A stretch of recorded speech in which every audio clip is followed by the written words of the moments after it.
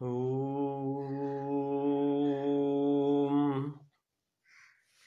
वेदान्तार्थप्रकाशेन जगदान्धनिवारकान् सर्वाचार्याग्रगण्यास्तान् वन्दे शङ्करदेशिकान्।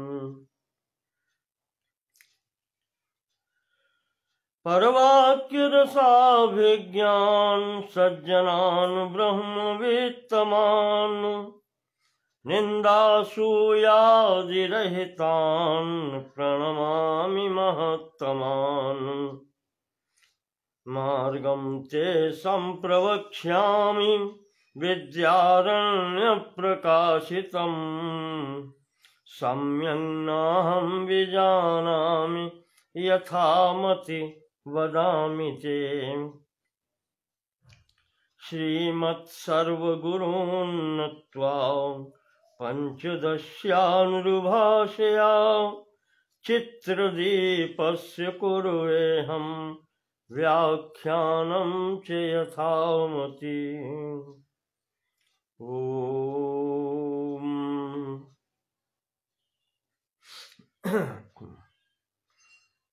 आज श्रीमद् विद्यारण्य मुनिवर्य विरचित पंचदशी ग्रंथ के षष्ठम चित्रदीप प्रकरण का उपसंहार करते हैं।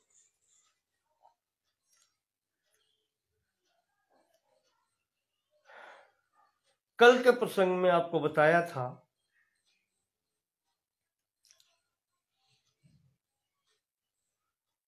कि तत्व ज्ञान के अंतर्गत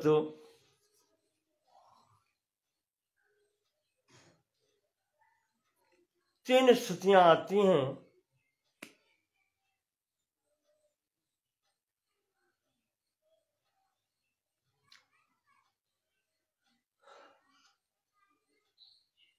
ज्ञान, वैराग्य और उपरति।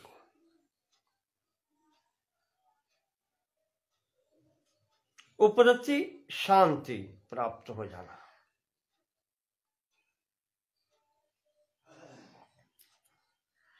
तो उसके अंतर्गत बताया था कि ये तीनों एक साथ रहते हैं, ज्ञान, वैराग्य और उपरति।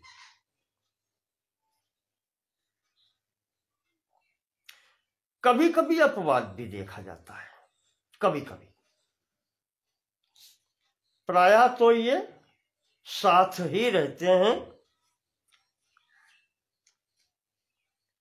तत्वबोधः प्रधानम स्यात्, इनमें प्रधान जो है, मुख्य जो है, वो ज्ञान है।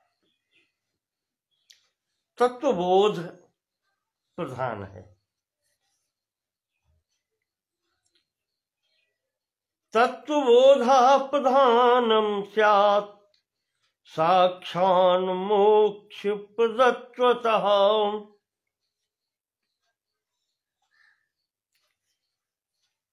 जैसा कि श्रुति कहती है ऋते ज्ञानान्न मुक्ति, उसी को स्वामी जी कहते हैं कि बिना तत्व ज्ञान के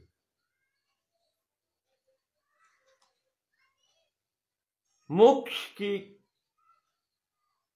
मात्र कल्पना ही की जा सकती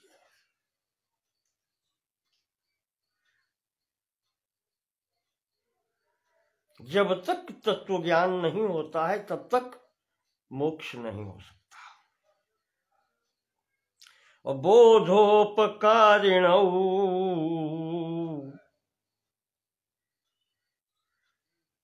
एतौ, कौन कौन से?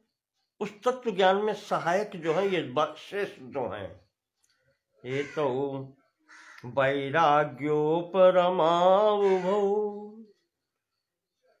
वैराग्य और उपरामता, उपरति, ये सहायक है।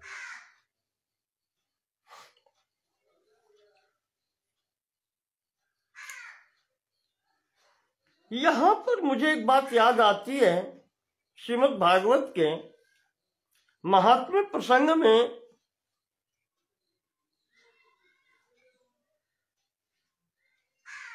भक्ति के सहायक ज्ञान और वैराग्य बताए गए और यहां पर तत्वबोध यानी ज्ञान के सहायक वैराग्य और उपरति बताए गए हैं।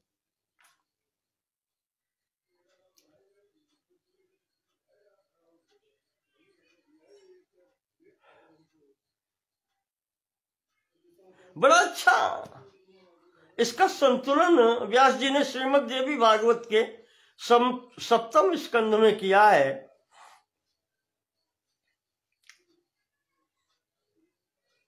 वहां कहा है कि भक्तेस्तु या पराकाष्ठा, कि भक्ति की जो पराकाष्ठा है सैव ज्ञानम प्रकीर्तितम,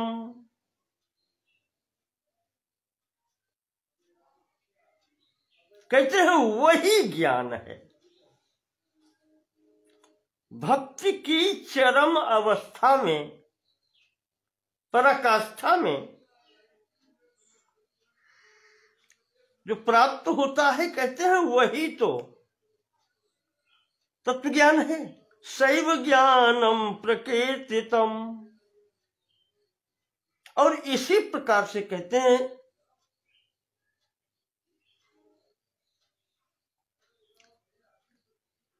वैराग्यस्य च सीमा सा, और वैराग्य की सीमा भी वही है। वैराग्यस्य च सीमा सा ज्ञाने तद उभयम यतः,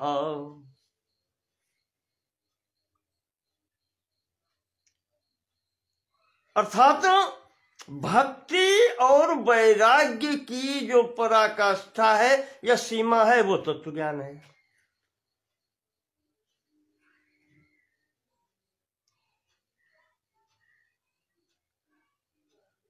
और वहां भगवती ने ही उपदेश दिया है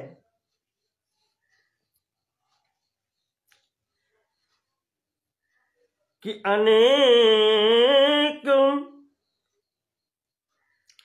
जन्म भी राजन,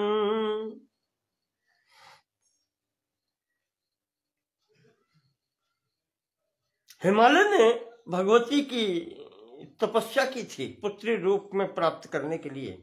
वहां भगवती ने उपदेश दिया है हिमालय को, वहीं का है।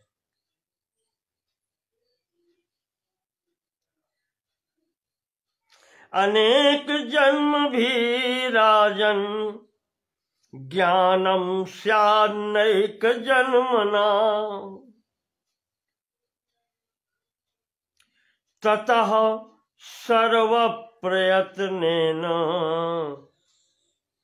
ज्ञानार्थम यत्नमाश्रयेत्।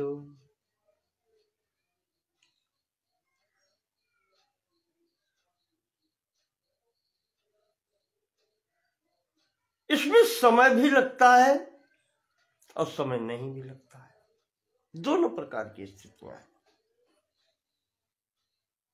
अनेक जन्म भी राजन, अनेक जन्मों के प्रयास से भी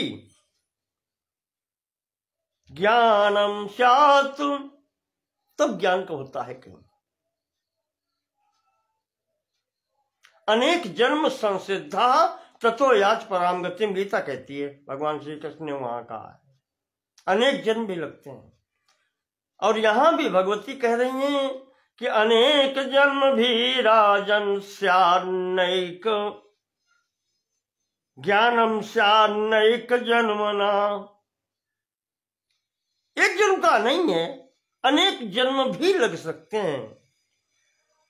ततः सर्व प्रयत्नेन ज्ञानार्थम यत्नमाश्रयेत्, इसलिए संपूर्ण प्रकार से ज्ञान प्राप्त करने के लिए प्रयास करना चाहिए। ज्ञानम लब्ध्वा कृतार्थः स्याद् इति वेदांत डिंडिमः। भगवती ने कह दिया है कि इति वेदांत डिंडिमः, यह वैदिक उद्घोष है, वेदांत का उद्घोष है कि ज्ञानम लब्ध्वा कृतार्थः स्याद्, ज्ञान प्राप्ति से ही कृतार्थता होती है।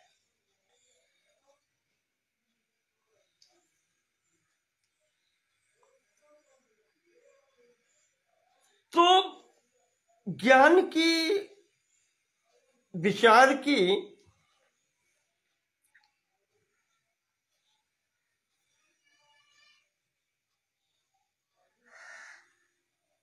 स्वीकृति सभी ने दी है, चाहे पौराणिक साहित्य हो, ऐतिहासिक हो। महाभारत भी यही कहता है।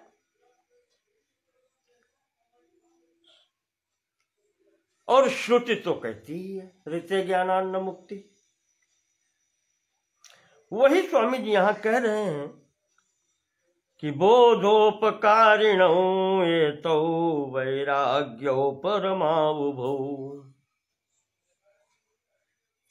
तत्व ज्ञान के मार्ग में वैराग्य और ये उपरति दोनों परम सहायक हैं या सहायक हैं।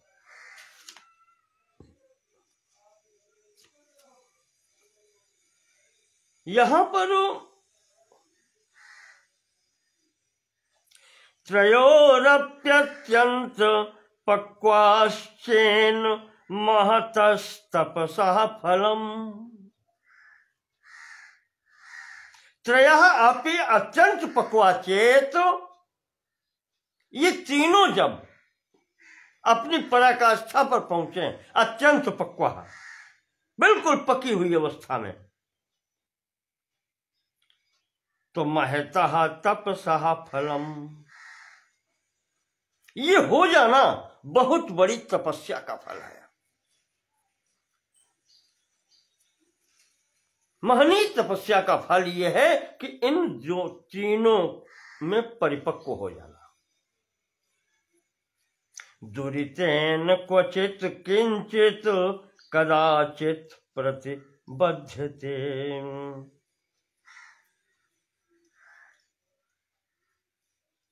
दुरितेन, दुरित या कहले पाप कर्म जैसे हैं,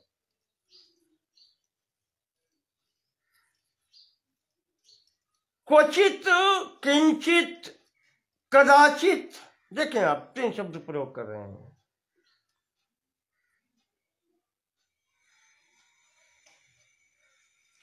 क्वचित किंचित कदाचित, कहीं भी, थोड़ा भी, और कभी कभी प्रतिबद्धते, प्रतिबंधित तो हो जाते हैं। ये इसलिए कह दिया कि फिर विशेष चिंता मत करो, जब एक या दो आ गए हैं तो फिर तीसरा भी आ जाएगा, या एक भी अगर परिपक्व हो गया है तो शनै शनै और भी आ जाएंगे। घबराने की आवश्यकता नहीं है।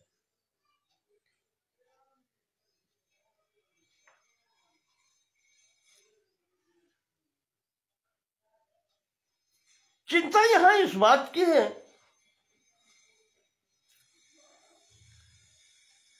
कि वैराग्योपरति पूर्णे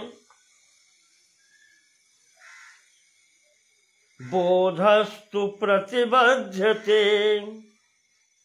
कभी कभी वैराग्य के उपरामता के पूर्ण हो जाने पर भी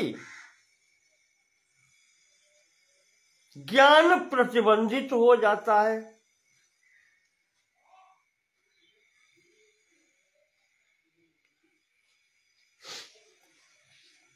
हो गया, कभी ऐसा हो सकता है तो जब तक ज्ञान नहीं होता, इन दोनों के हो जाने पर भी जब तक तत्वबोध नहीं होता तब तक मोक्ष नहीं होता।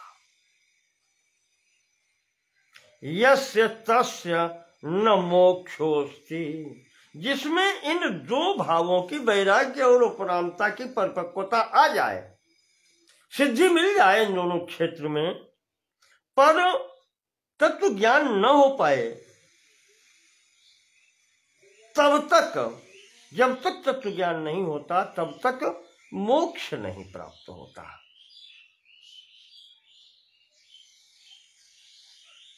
तस्य न मोक्षोस्ति पुण्यलोकः तपोबलात्। तपस्या के कारण, ठीक है, वैराग्य है, उपरामता आई है, इन सब ये तपस्या की चीजें हैं ये भी, तो वो जो तप होगा उसके बल से या उसके फलस्वरूप पुण्यलोकः, पुण्य लोकों की प्राप्ति तो हो सकती है।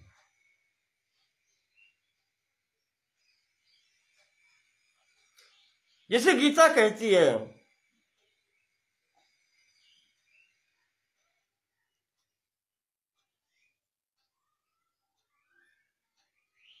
ते पुण्य लोका, वो पुण्य लोक प्राप्त करते हैं।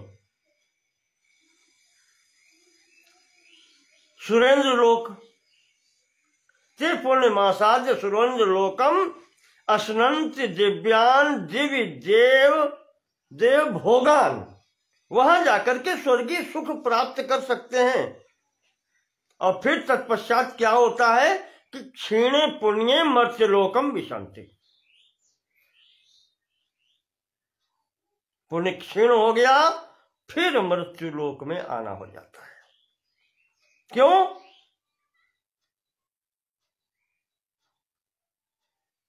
ऋते ज्ञानान न मुक्ति ही, वैराग्योपरति पूर्णे बोधस्तु प्रतिबद्धते। ये पूर्ण हो गए हैं लेकिन ज्ञान में अभी बाधा हुआ है, उसकी पूर्णता नहीं हुई है।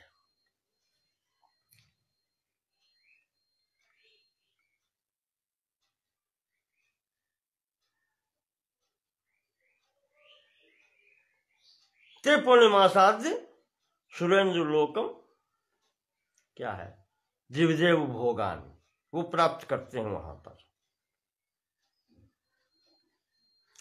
और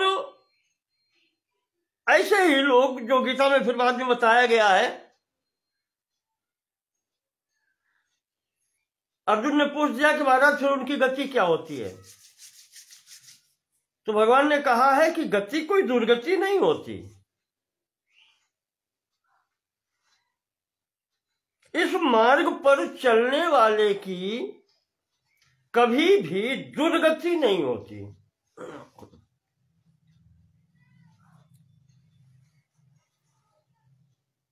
गीता जी में भी कहा है,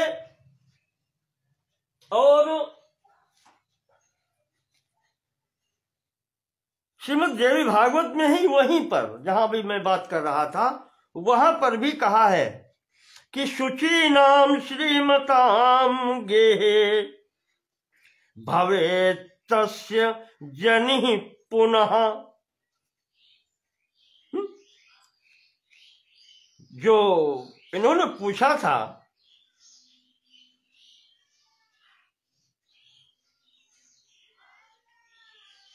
कि भगवान अगर उसको वो नहीं प्राप्त होता है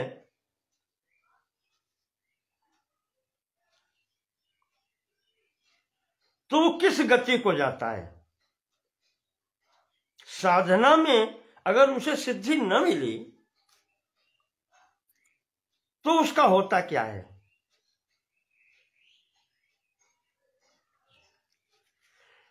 तो वहीं पर भगवान ने कहा था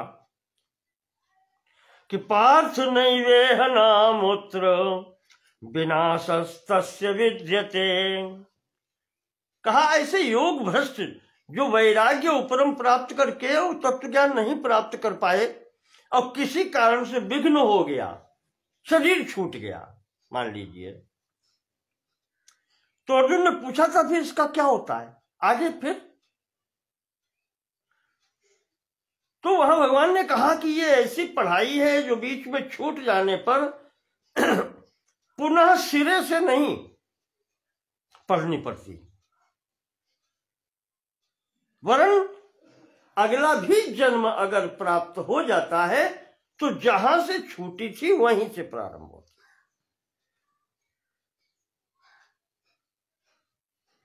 नहीं कल्याण कृत कश्चित दुर्गतिम तात गच्छति। कहते हैं उसकी गति नहीं होती।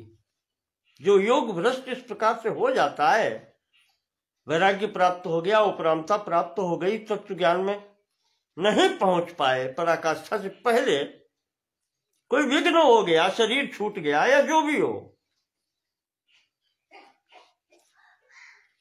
तो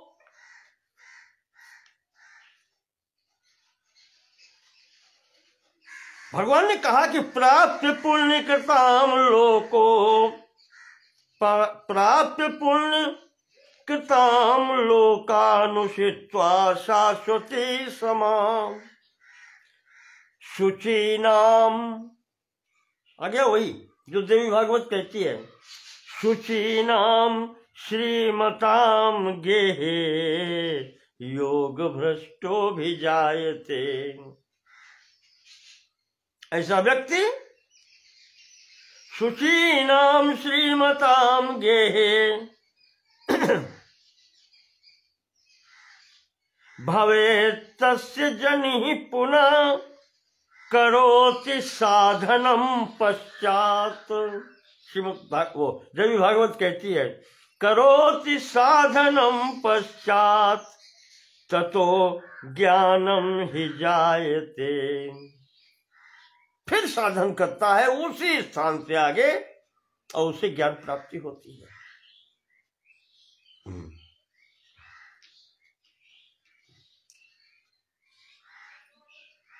तो ज्ञान वैराग्य और उपरति का पराकाष्ठा जो है वो एक ही है। आपको याद होगा विवेक चूड़ामणि में स्वामी शंकराचार्य जी ने भी लिखा है,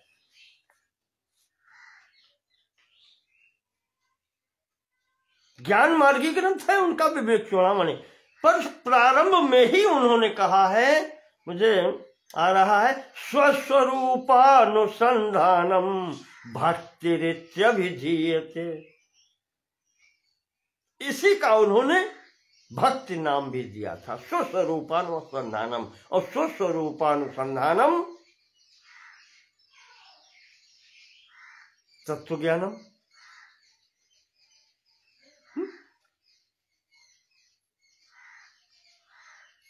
तत्व ज्ञान ही भक्ति है।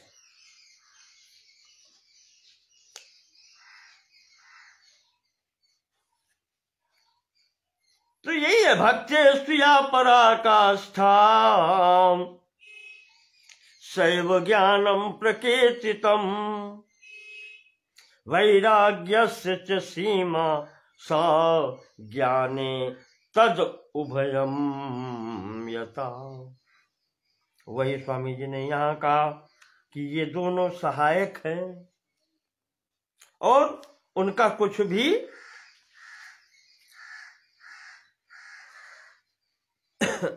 कहीं पर हानि नहीं होती।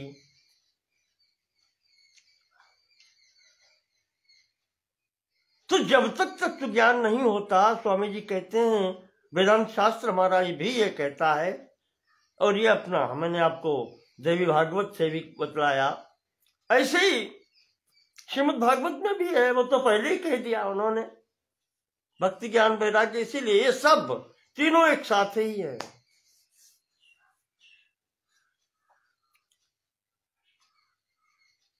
पराकाष्ठा में सब एक ही है, अद्वैत सिद्धि है, यहां भी अद्वैत सिद्धि है, एक ही है सब। तो पूर्ण बोझे तदन्यौ द्वौ प्रतिबद्धौ यदा तदा। और शेष दो में अर्थात वैराग्य में और उपरति में अगर बाधा है, अभी पूर्ण उसकी पूर्ण सिद्धि नहीं हुई है,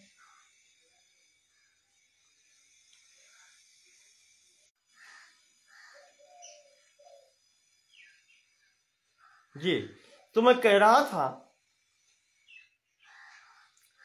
कि पूर्ण बोधे तदन्यौ द्वौ, अगर तत्व ज्ञान की पूर्णता होने पर भी शेष दो में प्रतिबद्धौ यदा तदा कुछ बाधा आ जाती है, प्रतिबंध लग जाता है कि नहीं हो पाता है, तो मोक्षो विनिश्चितः किंतु। स्वामी जी कहते हैं कि मोक्ष तो उसका निश्चित है, ज्ञान हो गया, बोध हो गया, उसका तत्वबोध हो गया, तो मोक्ष उसका निश्चित है। पर मोक्षो विनिश्चितः किंतु, किंतु दृष्ट दुखम न नश्यति।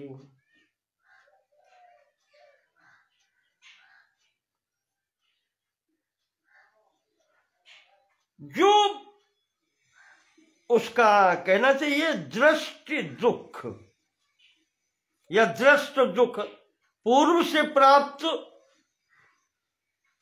प्रारब्ध से प्राप्त दुख, दृष्ट दुखम नष्ट नश्यति।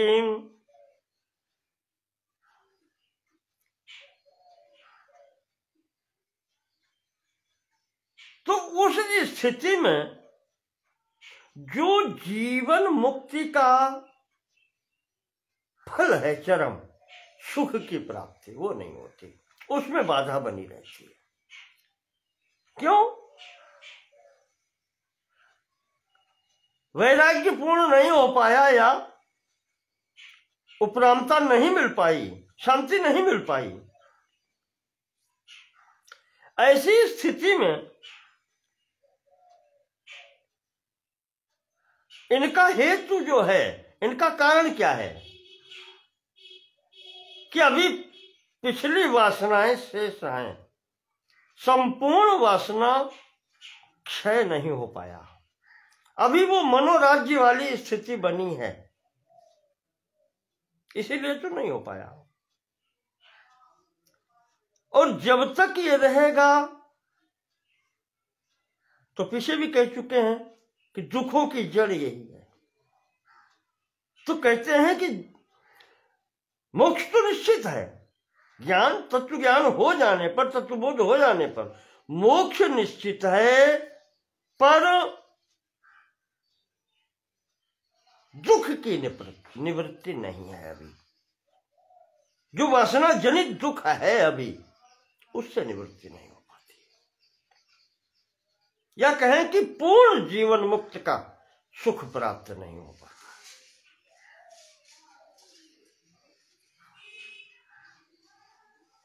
तो अब क्या हो,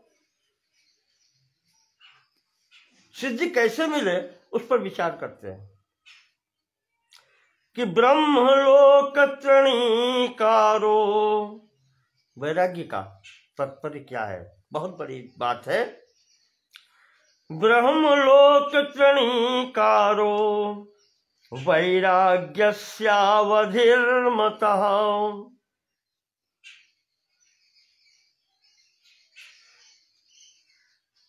जिसे ब्रह्मलोक तक का ऐश्वर्य तिनके के समान तुच्छ लगने लगे, ये वैराग्य की पराकाष्ठा है। वैराग्य की पराकाष्ठा बता रहे हैं, चरम सीमा, कि जिसे ब्रह्मलोक तक का ऐश्वर्य, भोग, सब तुच्छ लगने लगे, तृण का समान। वैराग्यस्य वधिर्मतः देहात्मवत् परात्मत्व दाढ़े बोधा समाप्यते।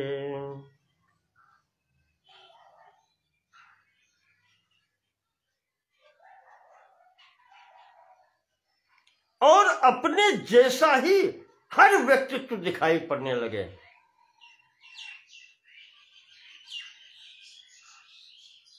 देहात्मवद परात्मत्वत्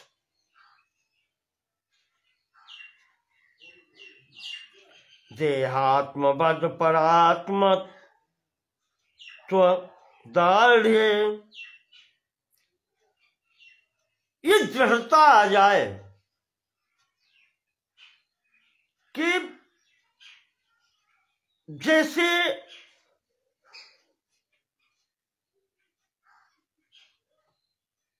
जो अज्ञानी है वो इस देहात्मवत, जो देह को ही आत्मा माने बैठे हैं, वो जितना दृढ़ है अपनी आस्था पर,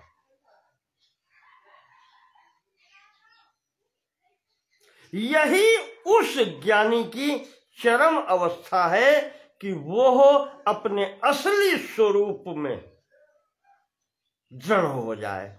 उतने ही प्रकार से वो मान ले कि ये शरीर मेरा नहीं है, जो मैं हूं वो इससे बिल्कुल अलग हूं।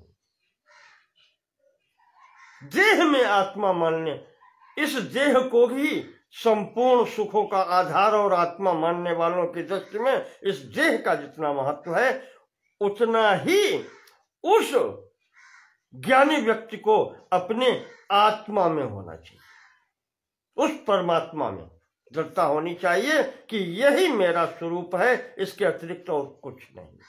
जो भी है सब प्रपंच। यह तत्व ज्ञान की पराकाष्ठा है। आते हैं थोड़ी वैराग्य पर बात करते हैं। ब्रह्मलोक तृणीकारो वैराग्यस्यावधिर्मतः।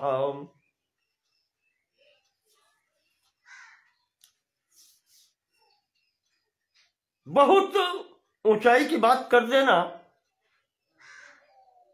अच्छा लगता है।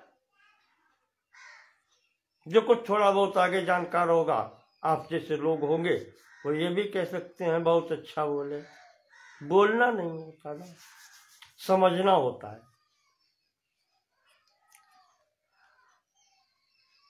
पराकाष्ठा की बात तो कह दी, ब्रह्मलोक तृणीकारो, पर यह होता कैसे है, संभव कैसे है, इसकी भी तो साधना है।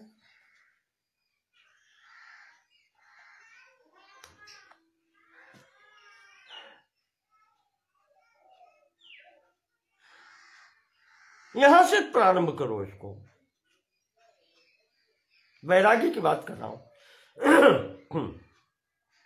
कि जेहि तेहि विधि संसार दुख देखत उपजय खेद। यहां से प्रारंभ होगा, यहां से करो प्रारंभ। सांसारिक दुखों को तो प्रतिदिन हम लोग देखते हैं, झेलते हैं।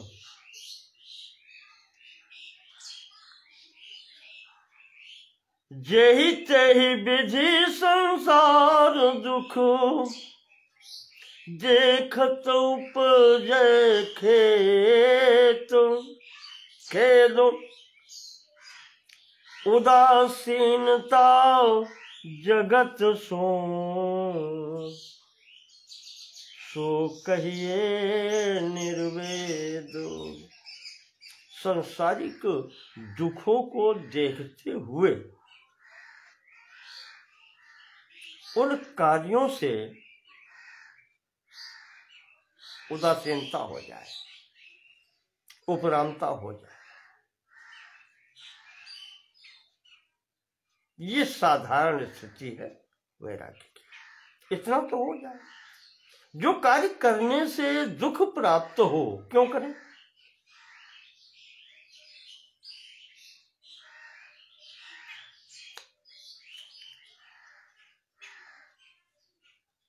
यहाँ एक बाधा आती है। श्रीमद् भागवत के भी संभवतः 7वें स्कंद में ही बात आई है।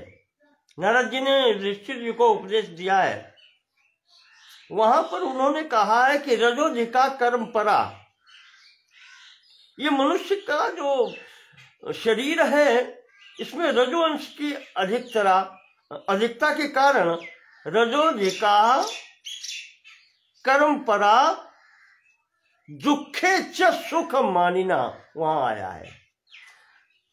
इसे दुख में ही सुख समझ में आने लगता है। 1 क्विंटल का गट्ठर सिर पर लादे है, थोड़ी दूर चल रहा है और चलते चलते 10 कदम 50 कदम चलने के बाद में अब वो कष्ट दे रहा है, तो क्या करता है, उस गट्ठर को गठरी को खिसका करके कंधे पर ले आता है। ठीक है। और जब वो गट्ठर 100 किलो का 1 क्विंटल का खिसक करके कंधे पर आ जाता है तो सिर को आराम मिल जाता है। पर बोझा क्या कहीं गया है और वो इतने से सुखी हो जाता है, आहा अब शांति मिल गई। फिर थोड़ी दूर चलता है और फिर वहां भी कष्ट पाता है कि नहीं? यही है दुखे से सुख मानिना। बोझा कम करना नहीं चाहता और सुख की कामना करता है।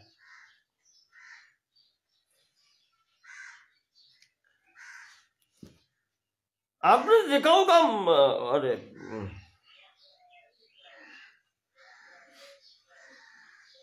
स्वामी जी ने, शंकराचार्य जी ने भी विवेक चूड़ामणि में यही कहा है कि मस्तकन्यस्त भारादेव, जो गठरी रखी है सिर पर, ये दुख तभी शांत होता है जब इसे स्वयं फेंको।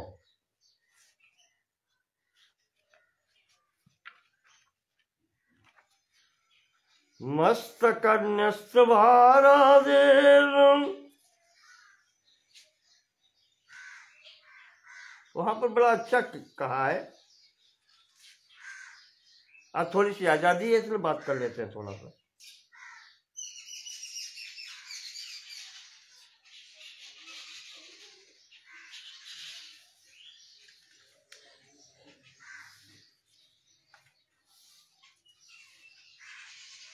मस्तकन्यस्त भारादेर दुखम अन्यैर निवार्यते। ये भौतिकता का दुख है तो चलो कोई दूसरा भी उतरवा कर सकता है, अन्य निवार्यते। और उसी प्रकार से वहां पर तो आया है क्षुधाधिकृत दुखम तू, जो भूख प्यास आदि कष्ट हैं उनका निवारण तो स्वयं ही करना पड़ता है, वो कोई दूसरा नहीं कर सकता।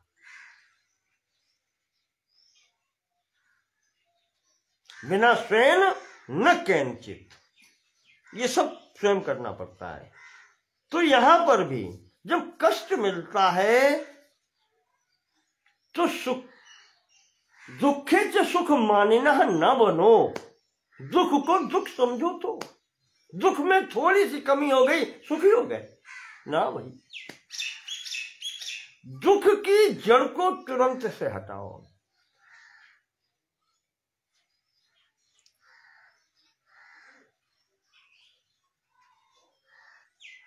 इसी में अभी बता चुके हैं कि दोष दृष्टिर्जिहासा च पुनर्भोगे स्वधीनता।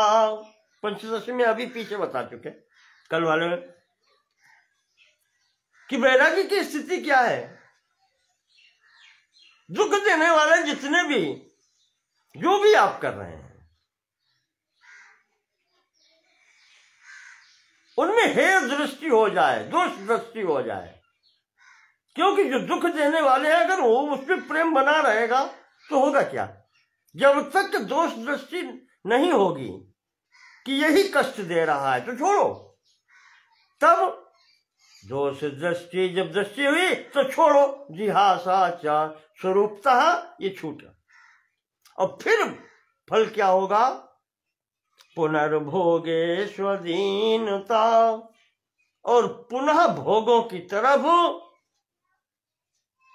आकर्षण न हो, कृपणता दीनता ना आए कि पुनः ये प्राप्त हो जाए। यही है, उसी को कहा यहां पर कि ब्रह्मलोक तृणीकारो वैराग्यस्यावधि।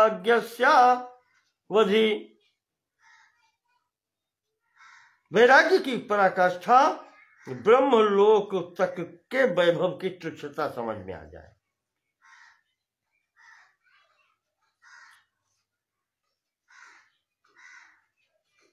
इसी को और अधिक स्पष्ट करते हुए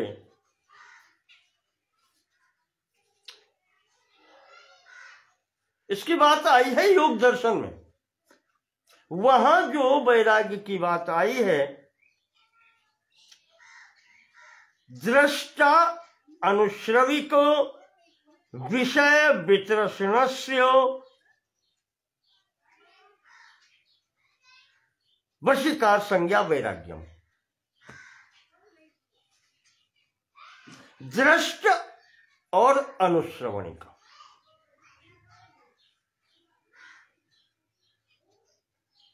भोग दो प्रकार के। एक तो दृष्ट जो सामने दिखाई पड़ रहा है, जो देखे हुए हैं, और अनुश्रविक जो सुने हुए हैं, देखे नहीं।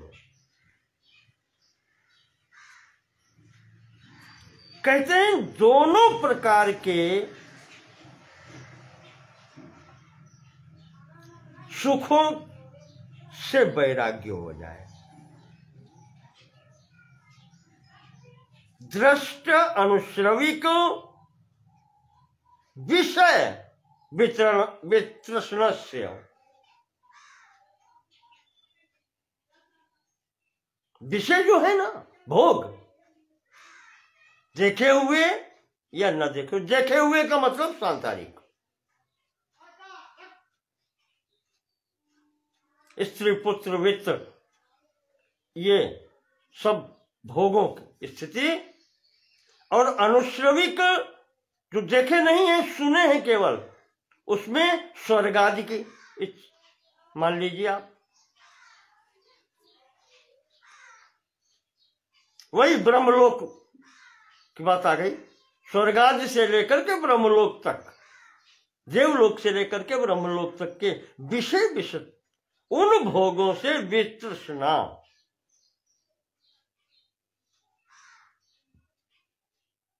हो जाए।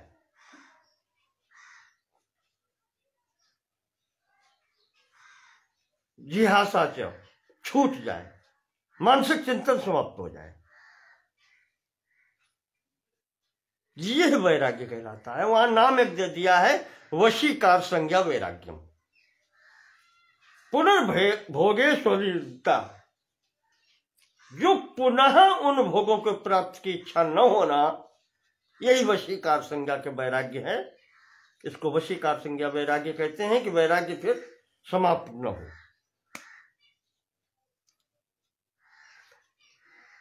इसका स्पष्टीकरण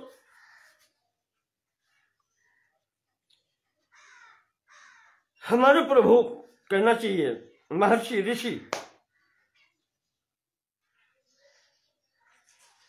मधुसूदन सरस्वती जी ने स्पष्टीकरण दिया है। एक पुस्तक देखी थी, भगवत भक्ति रसायनम, उन्होंने लिखी, छोटी सी पुस्तक है भक्ति पर। वहां उन्होंने उस वैराग्य का वर्णन कहा था कि ये वैराग्य है 4 प्रकार का।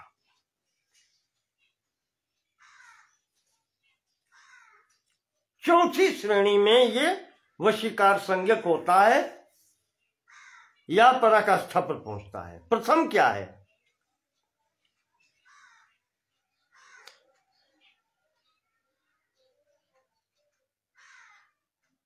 उन्होंने कहा है कि सर्वप्रथम चित्त में ये विचार करना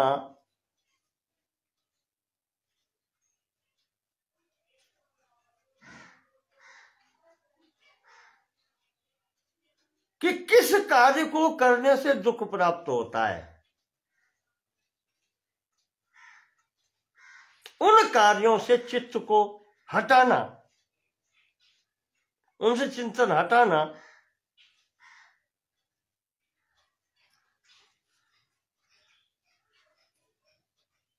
यह सोचना कि यह नहीं करना है, उसके लिए अध्यवसाय करना, ये यतमान वैराग्य कहलाता है। यतमान, जिसमें प्रयत्नवान हुआ जाता है।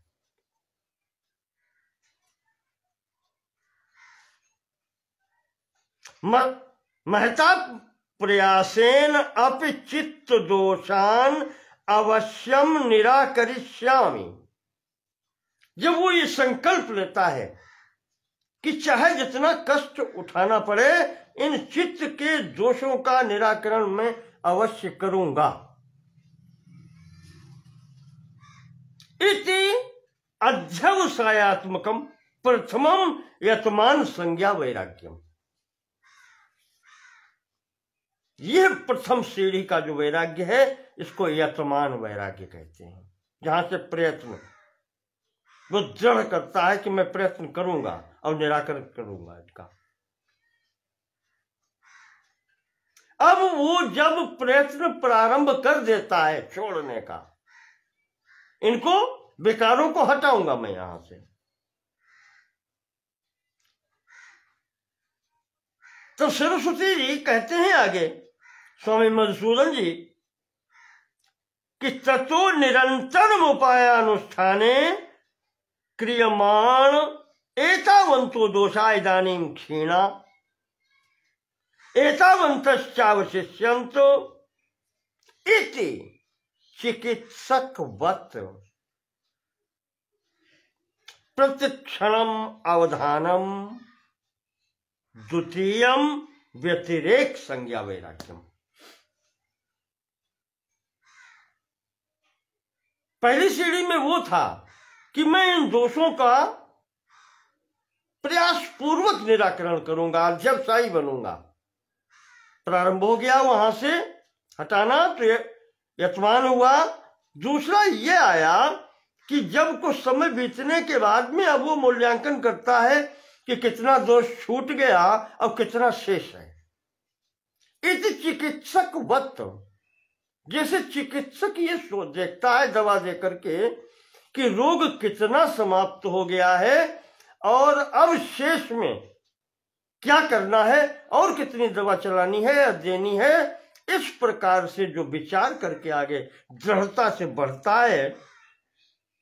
प्रतिक्षण अवधानम, प्रतिक्षण सावधान रह करके, इस प्रकार से चिकित्सक वक्त उनको हटाने का प्रयत्न कर रहा है। कहते हैं यह व्यतिरेक वैराग्य कहलाता है, यह मार्ग में है।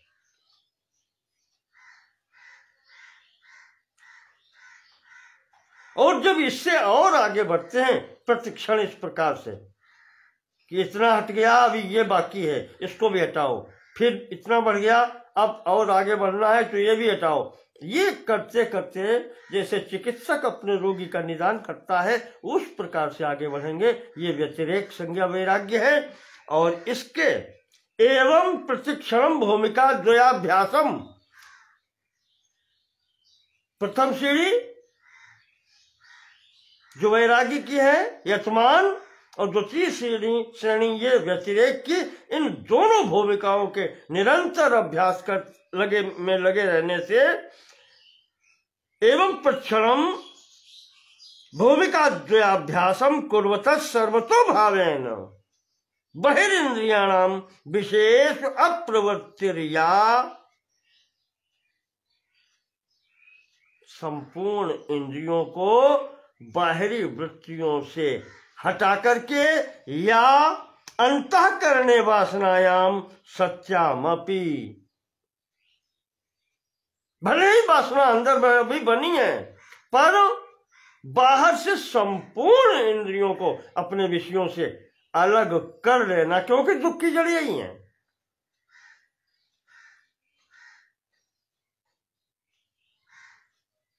अंतःकरणे वासनायाम सत्याम आपी, अंतःकरण में वासनाओं के होते हुए भी ये तीसरी सीढ़ी है। वासनाएं शेष अभी हैं और बाकी उपरांता हो गई। सर्वतो भावेन बहिरिंद्रियाणाम विषयेषु अप्रवृत्तिर, या जो विषयों में अप्रवृत्ति हो गई है, विषयों से इंद्रियों का अलग हो जाना, यह जो है एकेंद्रियम संज्ञा वैराग्यम, यह वैराग्य की तीसरी श्रेणी है जिसको एकेंद्रीय वैराग्य कहते हैं। समस्त इंद्रियों के विषयों से हट करके केवल वासना मात्र हृदय में शेष रह गई है, ये एकेंद्रीय वैराग्य कहलाता है।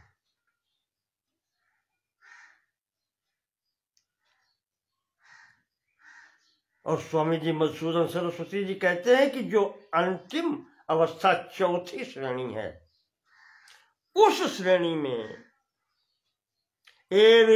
एवं भूमिका त्रय, ये तीन पीढ़ियां, यतमान, व्यतिरेक और एकेंद्रीय, इन तीनों भूमिकाओं पर नजर रखते हुए दृढ़ता से इनको निभाते हुए, एवं भूमिका त्रयाभ्यासाद, अभ्यासाद, अभ्यास मतलब असकृत, निरंतर चलता रहे,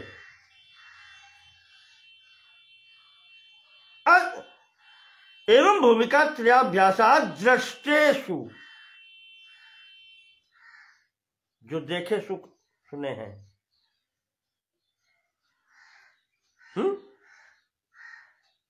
धन भूमि पुत्र कलत्रेषु, कि अधिकम, इससे अधिक क्या कहें, दृष्टेषु तथा अनुश्रविकेषु, जो सुने हैं देखे नहीं हैं, अनुश्रविकेषु स्वर्गादिषु, ब्रह्मलोक तक वो स्वर्ग आदि कह देने में देवलोक से लेकर के ब्रह्मलोक तक की सबकी स्थिति हो गई। च इंद्रियेषु गृह्यमाणेषु, इनको भी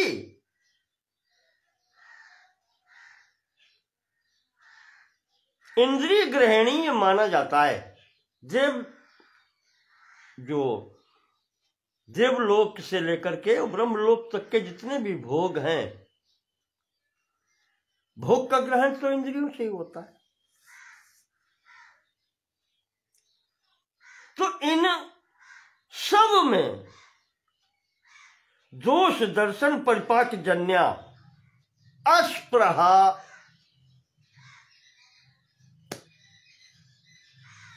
इनमें सब में दोष देखते हुए कि इनके परिपाक में दुख ही मिल रहा है, सुख नहीं मिल रहा है, तो वो देखते हुए इनमें अस्पृहा हो जाना, इनका चिंतन छोड़ देना, इनके पीछे न पड़ना, यह या चित्तवृत्ति ही, वो जो चित्तवृत्ति होती है कि इनकी इच्छा ही छूट जाए, सा वशीकार संज्ञा वैराग्य, चतुर्थ श्रेणी, ये कहलाती है वशीकार संज्ञा वैराग्य।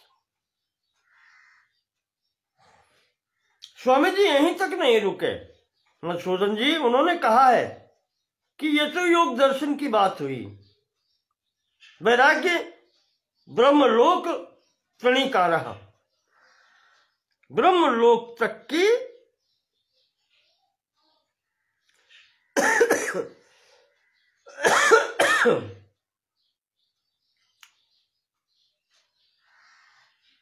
ब्रह्मादि स्थावरांतेषु, आदि गुरु शंकराचार्य जी।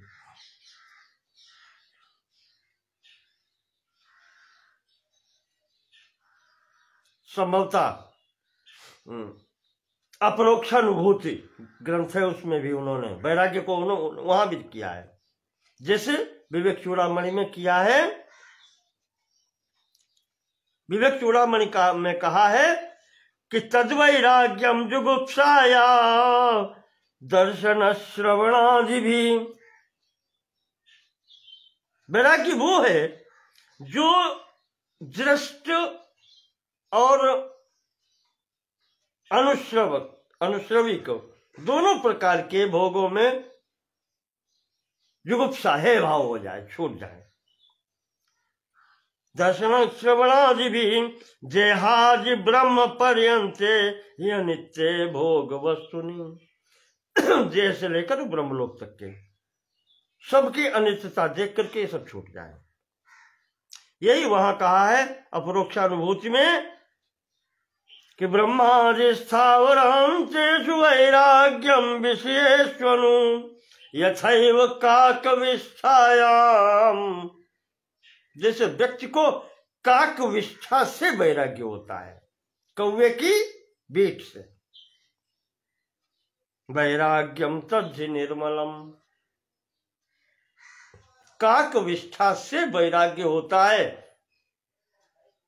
कौवे की विष्ठा कर दे कहीं पर तो आदमी बच के निकलता है, कुकर शुकर आदि की विष्ठा से बच के निकलता है। ऐसा हेय भाव हो जाए, कहते वो वैराग्य है। मधुसूदन सरस्वती जी ने 4 प्रकार के बताए, यतमान, व्यतिरेक,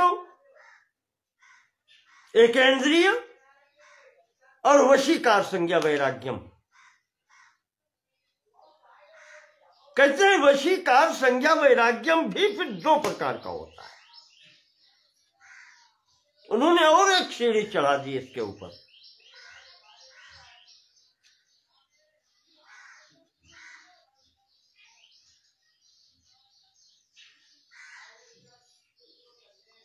वो कहते हैं कि बोध ज्ञान के समय जब बोध ज्ञान हो जाता है, उससे पहले का जो वैराग्य है वो वैराग्य होता है व्यतिरेक, ये वशीकार संज्ञा से वैराग्य।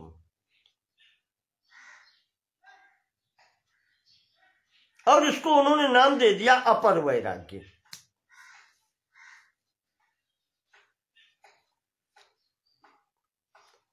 तत्व ज्ञान होने से पूर्व जो वैराग्य है वशीकार, वो भी असली नहीं है। जो तत्व ज्ञान के पश्चात वैराग्य सिद्ध हो रहा है वो पर वैराग्य कहते हैं स्वामी जी, मधुसूदन जी, और वही सबसे अच्छा है।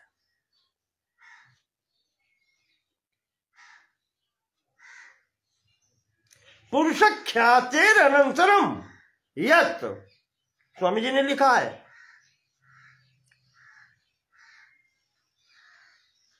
पुरुष ख्यातेर ज्ञान प्राप्ते है, ज्ञान प्राप्ते बोध प्राप्तेर अनंतरम यत गुणेषु वैतृष्णम तत्परम फलम रूपत्वात्। स्वामी जी ने यहां तक कह दिया।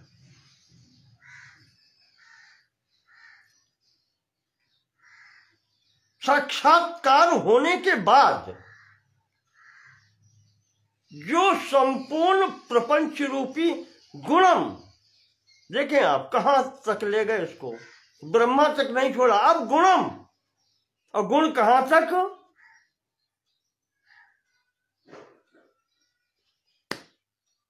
अव्यक्त नामनी त्रिगुणात्मिका परा, प्रकृति त्रिगुणात्मिका है, उससे भी परे कर दिया।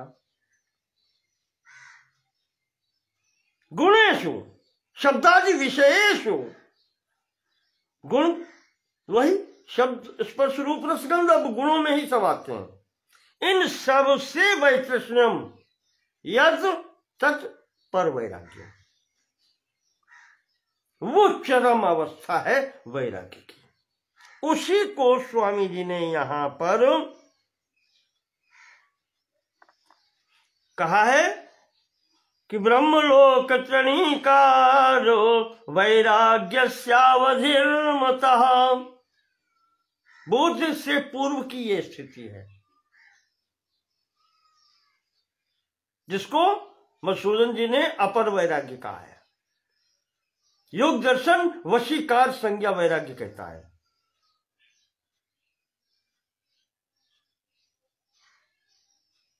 वो स्थिति है बोध ज्ञान के लिए, वो परम आवश्यक है।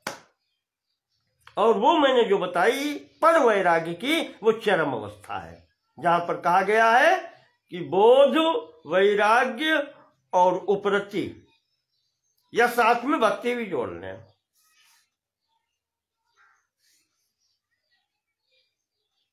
क्योंकि ये दोनों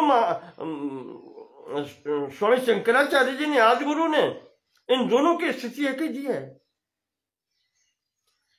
स्वस्वात्मानुसंधानम, ये बोध है,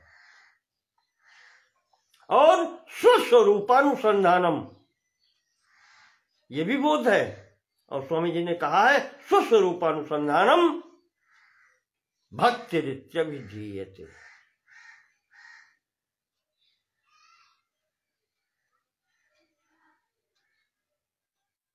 उसी को भक्ति कह दिया है।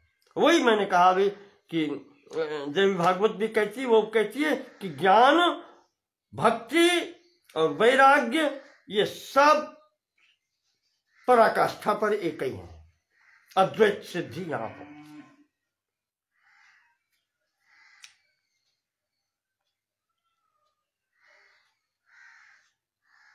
तो बिना वैराग्य के, स्वामी जी ने साधन में ही बताया, आदि गुरु शंकराचार्य जी ने, कि आपात वैराग्यवतो मुमुक्षुन, जो आपात वैराग्य हैं, इनको आज के लौकिक भाषा में कहा जाता है मरकट वैराग्य। बंदर का वैराग्य नहीं, हाथ में जब तक दिखाओ तब तक वो पास आता है, और अगर उसके स्वास्थ्य में बाधा पड़ी तो भाग खड़े हुए हैं। घर में बैठे हैं, चाय समय पर नहीं मिली, वैराग्य जाग गया, भाग खड़े हुए। इससे अच्छा कहीं जंगल में बैठेंगे, 2 घंटे 3 घंटे बाद में क्रोध शांत हुआ, लौट के बुद्धू घर को आए, फिर वही चाय अच्छी लगी। ये मरकट वैराग्य है, ये वैराग्य थोड़ी है। इस डाली से कूदे उस डाली पर बंदर की तरह, और फिर कूद के वहीं आ गए। तो आपात वैराग्यवतो मुमुक्षुन, ऐसे जो मोक्ष कामी हैं, जो तत्व ज्ञान प्राप्त करना चाहते हैं, मुक्त होना चाहते हैं, इन्हीं प्राप्ति नहीं होती। आपात वैराग्यवतो मुमुक्षुन भवाब्धि पारम प्रत्यातुमुद्यतान। और ऐसे लोग संसार सागर से पार जाने की बात करते हैं, उद्यत होते हैं। वो भी सोचते हैं कि हम ऐसे वैराग्य करके और निकल जाएंगे, गुरु से मंत्र ले लिया, अब तो कुछ करना ही नहीं है, वो निकाल के बाहर फेंक देगा हमको उधर। अरे गुरु अपने को नहीं संभाल पा रहा, तुम्हें क्या देख पाएगा। आपात वैराग्यवतो मुमुक्षुन भवाब्ज पारम प्रत्यातुमुद्यतान आशाग्रहो मज्जयतेंत। हंसी आती है कि आशाग्रहो मज्जयते अंतराले। ऐसे लोगों को जिनको मरकट वैराग्य है, अचानक वैराग्य का दौरा पड़ गया है, ऐसे लोगों को आशा रूपी ग्राह मगर जो है, कहते हैं उस जो संसार रूपी समुद्र है उससे पार जाना चाहते हैं, और उसी में ये आशा रूपी ग्राह रहता है, मगर रहता है, वो गले से पकड़ के डुबा लेता है उसी में। आशा ग्रहो मज्जयतेन्तराले विग्रह कंठे विनिवर्त्य वेगात्, गला पकड़ करके और उसी धारा में फिर से डुबा लेता है, बाहर नहीं निकलने देता, निकल ही नहीं सकता।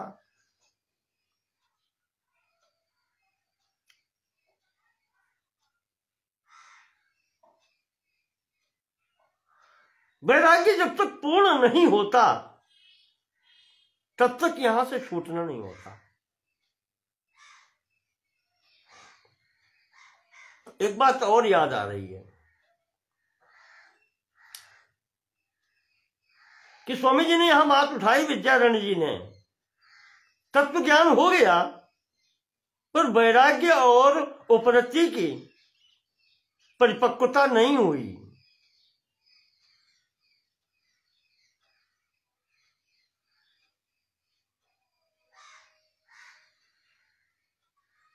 तो उसके लिए घबराने की आवश्यकता नहीं है। तत्व ज्ञान हो जाने पर, आत्म साक्षात्कार हो जाने पर कुछ साक्षात्कार का भी तो फल होता है। विवेक चूड़ामणि में ही स्वामी जी ने कहा है, आदि गुरु ने, शंकराचार्य जी ने, कि अत्यंत कामुकस्यापि वृत्ति कुंठति मातरी। चाहे जितना बड़ा संसार में कामुक व्यक्ति हो, वासना की स्थिति में हो, चरम स्थिति में हो, कामुक व्यक्तित्व है, माता सामने आती है, उसकी संपूर्ण वासनाएं नष्ट हो जाती हैं। अत्यंत कामुकस्यापि वृत्ति कुंठति मातरी तथैव ब्रह्मणि ज्ञाते परमानंदे मनीषिणाम्। ठीक उसी प्रकार से जब ब्रह्मणि ज्ञाते तत्वबोध हो गया, साक्षात्कार होने पर वो शेष वासनाएं अपने आप समाप्त हो जाती। ये उसका प्रभाव है। यथा मातरी कुंठति तथैव परमानंदे। इस प्रकार से यहां पर ये स्थिति भी हो जाती है। तो लगे रहो, प्रयत्न करना है।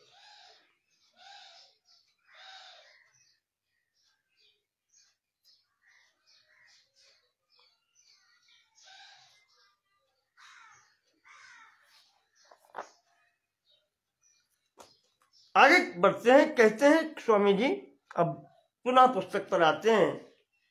वैरागी की स्थिति बताई, और देहात्मवद परात्म त्वदार्ढ्ये बोधा समाप्यते।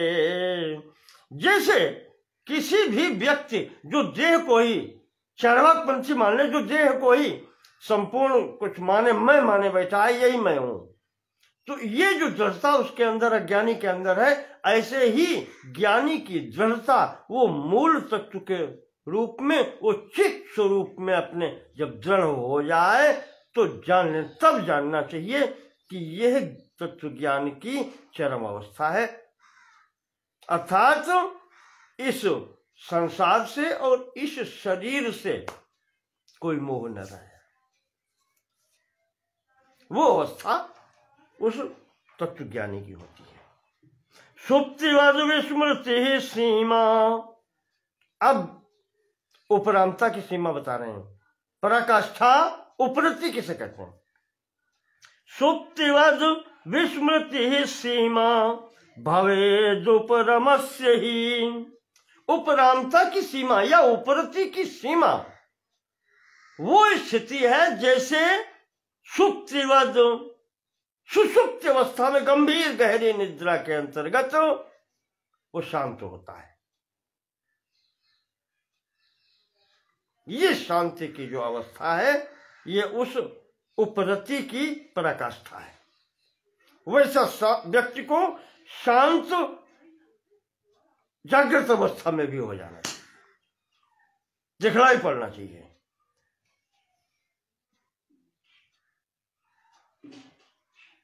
बहुत परेशान होने की स्थिति नहीं है। अभ्यास करोगे कुछ न कुछ तो आता है। व्यवहारिक जीवन में भी एक दृष्टि बनाकर के चलो कि जो भी व्यक्ति मेरे पास आकर के 1 मिनट या 2 मिनट बैठे उसे शांति मिलनी चाहिए। आपके पास बैठने वाले को 1 मिनट में शांति मिलनी चाहिए।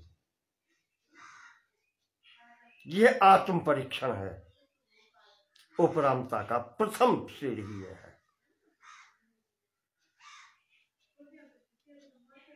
आपके पास जो व्यक्ति बैठे चाहे जितना चित्त उसका हो, पर उसे शांति अगर 1 मिनट में आपके पास बैठने से 2 मिनट में मिल जाती है, आप जान लीजिए कि आप अपने मार्ग पर सही हैं, चल रहे हैं। सिद्धि अभी मिली न मिली वो बात की बात है, पर अपनी तौल करने के लिए या अपना सुधार करने के लिए इस प्रकार से आत्मनिरीक्षण होता है।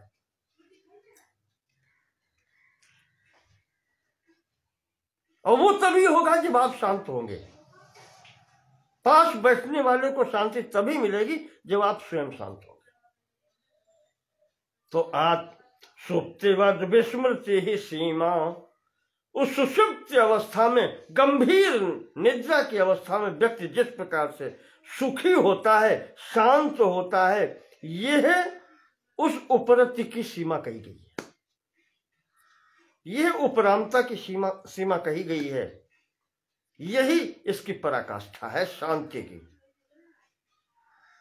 दिशा नया विनिश्चयम तारतम्यम अवांतरम, और अनया दिशा अवांतरम तारतम्यम विनिश्चयम, इस दिशा में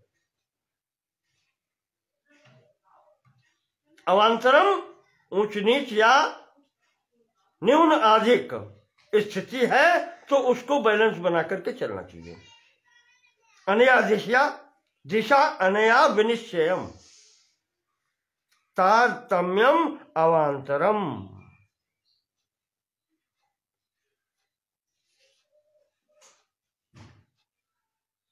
उस दिशा में चलते हुए इस प्रकार से चिंतन करते हुए आगे बढ़ना चाहिए।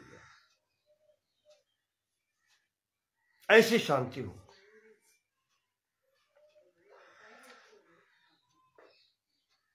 अब स्वामी जी आगे बढ़ते हैं कि आरब्ध कर्मणा नात्वाद बुद्धा नाम अन्यथा अन्यथा,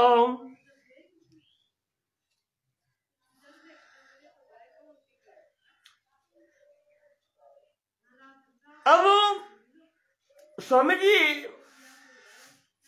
स्पष्टीकरण देते जाते हैं। जो जो शंकाएं आएंगी वो कहते हैं कि अगर जैसे अब आप संसार में हैं, फिर हमें पौराणिक याद आ जाते हैं। श्रीमद् देवी भागवत के प्रथम स्कंद में ही सुखदेव जी का उपाख्यान है, और सुखदेव जी राजा जनक के पास पिताजी भेजते हैं कि सुखदेव राजा जनक को देखो, वो विदेह कहे जाते हैं। और सुखदेव वहां चल करके पहुंचते हैं और वहां जाकर के राजा से जनक से भेंट होती है। तो वहां उन्होंने यही प्रश्न रखा है कि आप इतना सब कुछ करते हैं राजकार्य, मुक्त कैसे, सभी भोग भोग रहे हैं, सभी कार्य कर रहे हैं, संपूर्ण राजा जैसे करते हैं आप भी कर रहे हैं। आप में विशेषता क्या है? क्या विशेषता है? वही बात स्वामी जी यहां उठाते हैं, विद्यारण्य जी, कि तत्वज्ञानी को भी आप नाना प्रकार के कर्म करते देख करके तुम्हारे चित्त में भ्रम होता होगा कि कैसा तत्वज्ञानी है। काम तो कोई छूटा नहीं है, कार्य सब कुछ कर रहा है। तो आरब्ध कर्म नानात्वात्, जो आरब्ध वश वो कर रहा है नाना प्रकार के कर्म, आरब्ध प्रारब्ध। पिछले संचित कर्मों में जो पोटली कर्मों की है, जिसको वो लेकर के आया है, जिन कर्मों के कारण उसे ये मनुष्य शरीर मिला है, वो जो प्रारब्ध है उसके वशीभूत होकर के भी तो वो कुछ कार्य करता है। इस कारण से उसके कर्मों में भिन्नता दिखाई, नानात्वात्, भिन्न भिन्न प्रकार के कर्म आपको दिखाई पड़ते होंगे। बुद्धानाम अन्यथा अन्यथा,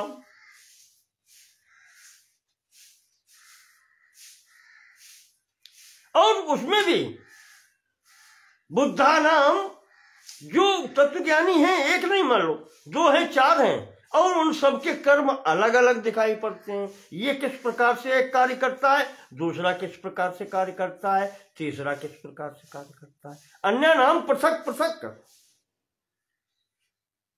तत्वज्ञानी भी एक जैसे कार्य नहीं करते, वो अलग अलग दिखाई पड़ते हैं, नाना प्रकार के कार्य करते हुए।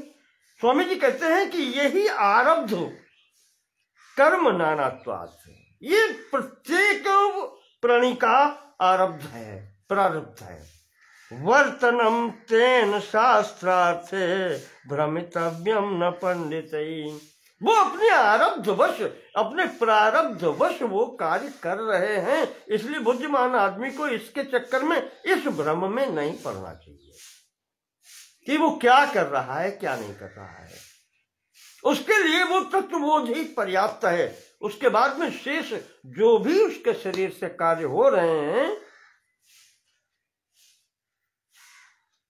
वो एक प्रारब्धवश हो रहे हैं, मजबूरी के कारण हो रहे हैं। शरीर है और जिस लिए शरीर मिला है, वो उन कर्मों का फल भोग जब तक नहीं हो जाता, तब तक ये शरीर कुछ न कुछ करता रहेगा, या इस शरीर से होता रहेगा, फिर उसका कोई कार्य वो करता नहीं है। हाँ, यहां पर एक बात ये और कर लो आप, तत्व वो जो हो जाने पर वो तत्वज्ञानी जो है, फिर वो कुछ भी कार्य करता नहीं है। फिर जो आप देख रहे हैं वह कार्य स्वतः होता है। करने में और होने में बहुत बड़ा अंतर होता है। करने में व्यक्ति बंधता है और होने में व्यक्ति न लिप्त नहीं होता। फिर उसके संपूर्ण कार्य कलाप जो हैं वो होने लगते हैं, फिर वो करता कुछ नहीं है। यस्य सर्वे का समारंभा काम संकल्प वर्जिता, जब काम और संकल्प से वर्जित हो जाते हैं, कामनाएं वासनाएं जब रही नहीं, फिर संकल्प काहे का।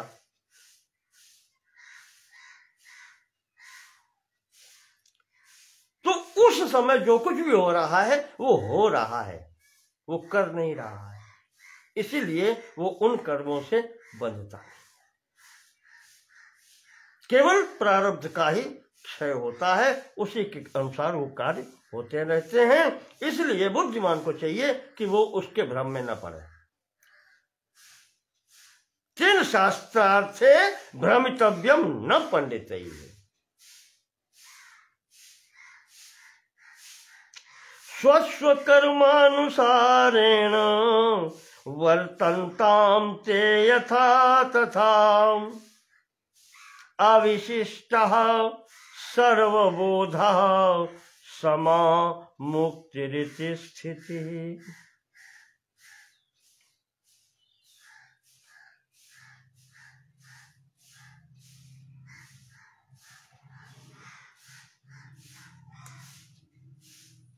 स्वस्वकर्मानुसारेण वर्तन्तां ते यथा यथा यथा तथा। वो अपने अपने जो कुछ भी उनके समक्ष कार्य हैं वो करते हुए, समस्त कार्य करते हुए, वर्तन्ताम करते रहें। उनको करना चाहिए, छोड़ना कुछ भी नहीं है।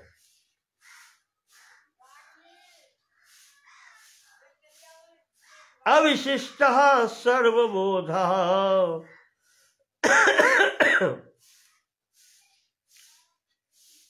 समा मुक्तिरिति स्थिति। सर्वबोधा अविशिष्टा, संपूर्ण ज्ञान जो उन्हें होता है अविशिष्ट।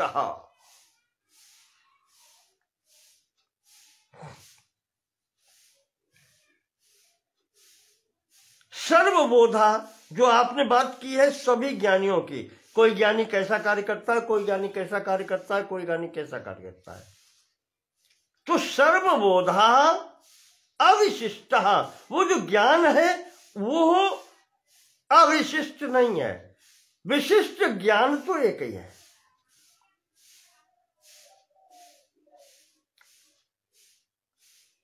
सर्वबोधा अविशिष्ट मुक्ति ही, वो मुक्ति, वो ज्ञान स्वरूपता तो एक ही है, समान है। स्थिति ही, स्थिति ये है। वो तत्व ज्ञानी अपने अपने कार्य करते हुए चाहे जो कुछ भी करें, पर उनके अंदर जो विशिष्ट ज्ञान है कि अहम ब्रह्मास्मि, यह विशिष्ट ज्ञान जो है वो एक ही है। जिसको यह ज्ञान हो गया है, उस पर दृढ़ता हो गई है, तो फिर उससे अन्य किसी बातों का कोई प्रभाव नहीं पड़ता। और ये सब में चाहे जितने ज्ञानी हो, जो भी ज्ञानी हैं, उन्हें यह एक ही स्वरूप का ज्ञान होता है। यही विशिष्ट ज्ञान है। तो स्वामी जी अब प्रसंग को पूर्ण करते हैं यहाँ पर, चित्रदीप प्रकरण को, और कहते हैं कि जगत चित्रम सुचैतन्ये पटे चित्रमिवार्पितम। इस प्रकार से जो मैंने इस पूरे प्रकरण में आपको बतलाया, इसका नाम ही है चित्र, क्या, चित्रदीप प्रकरण।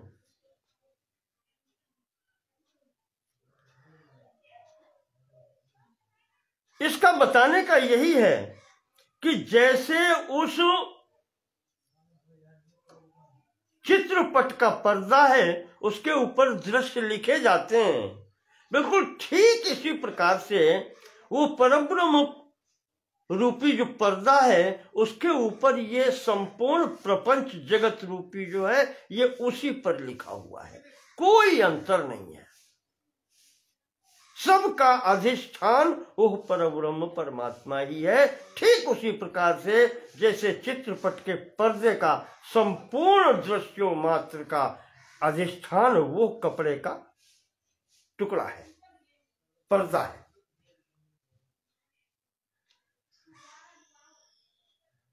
ये संपूर्ण जगत स्वचैतन्य पटे, आत्म चैतन्य रूप, आत्म स्वरूप चित्रपट पर ये सब दृश्य की भांति अंकित है, अध्यारोपित है, इसलिए मिथ्या है। अधिष्ठान वही एकमात्र हर स्थान पर उपलब्ध है। मायया तद उपेक्षैव चैतन्यम परिशेष्यताम। वो जो चित्र ऊपर उल्लिखित हैं, वही तो माया है और माया का कार्य है। इसलिए उस किनारे करके उसके पीछे का अधिष्ठान जो है उसको देखो, वही चैतन्य है। चैतन्यम परिशेषताम,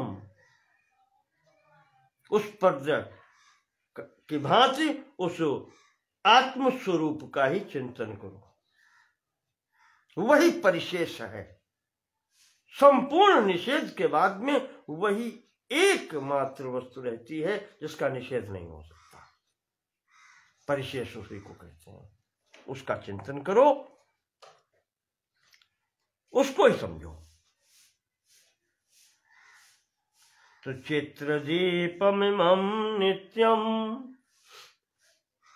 स्वामी जी अंत में अपनी बात समापन करते हैं कि ये मैंने जो चित्रदीप प्रकरण आपको समझाया है, चित्रदीपमिमं नित्यम येनु संदधते बुधा, जो बुद्धिमान व्यक्ति इस प्रकरण का अध्ययन करेंगे, इस पर अनुसंधान करेंगे, श्रवण मनन चिंतन करेंगे, पश्यन्तोपि जगत चित्रम, इस संपूर्ण जगत चित्र को उसी भांति फिर चित्र के भांति देखते हुए, ते मोहियन्ति न पूर्ववत, उनको पहले की भांति फिर इससे मोह नहीं रहेगा। ये स्वामी जी कहते हैं कि जो मैंने इसमें आपको विवरण दिया है, बहुत बड़ा विवरण था, 290 श्लोक हैं इसमें, इससे आगे वाले में भी लगभग ऐसे ही श्लोक हैं। ये छठा प्रकरण था। स्वामी जी कहते हैं कि इस चित्रदीप प्रकरण का गहराई से अनुसंधान करें, चिंतन करें, मनन करें, तो जो भी अनुसंधान से प्राप्त होगा उससे इस संसार से, प्रपंच से, इस जगत से मोह छूट जाएगा। और जब मोह छूट गया तो तत्वबोध की प्राप्ति तो हो ही गई, तभी छूटेगा।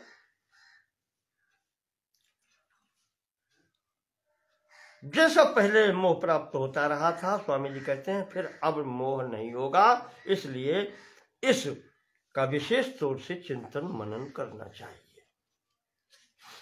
इस प्रकरण को हम आज यहीं पर विश्राम देते हैं और अगला प्रकरण, 7वां प्रकरण जो है तृप्ति दीप प्रकरण, तो अगले खंड से प्रारंभ करेंगे। देखेंगे, बहुत अच्छे पुस्तक है, क्या कहें, आनंद लीजिए। आपके कारण मुझे भी पुनः देखने का अवसर प्राप्त हुआ है। बात करने में अच्छा लगता है। जहां तक मैं पहुंच सकता हूं आपके समक्ष भाव रखता हूं। आप सुन रहे हैं, इसके लिए बहुत बहुत धन्यवाद। और ये समस्त जो है मेरा व्याख्यान YouTube पर भी उपलब्ध है, सोशल मीडिया के, और यहाँ तो लाइव चल ही रहा है फेसबुक पर। तो हो सके तो जितने सुनने के इच्छुक हैं या जो सुन रहे हैं या जो पूर्ण सुनना चाहते हैं, वो सब्सक्राइब कर लें भी YouTube पर भी। देखें कहाँ तक क्या होता है। यद्यपि ये सब कहने सुनने की बातें नहीं है, ये साधना का पथ है, फिर भी लौकिक रीत को निभाना पड़ता है। तो उसी स्तर से इसको देखें, सुने। अगर कुछ समझ में आता है, मार्ग प्रशस्त होता है, तो हमारा आपका जीवन